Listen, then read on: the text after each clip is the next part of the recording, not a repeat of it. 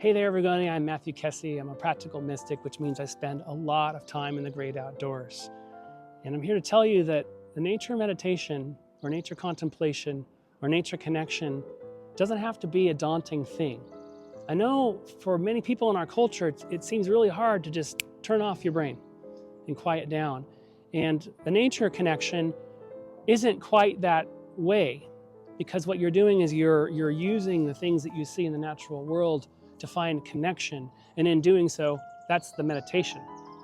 So I'm here to offer you some simple and easy ways to begin your journey on finding your own way to connect to the natural world in ways that make sense. Now, if you go out every day and you're communing with nature all the time, that's wonderful too. This is just a practice. And if you're new to nature, then this is a way to get started. It's only 3 minutes. So I invite you to join me for this nature connection experience. And oftentimes when we go into the natural world, we're drawn to things that resonate within us. The sword fern is a great one because there's so much symbolism in the sword. How are you sharp? How are you too sharp? How are you flexible but also sharp? There's lots of different ways to look at the sword fern.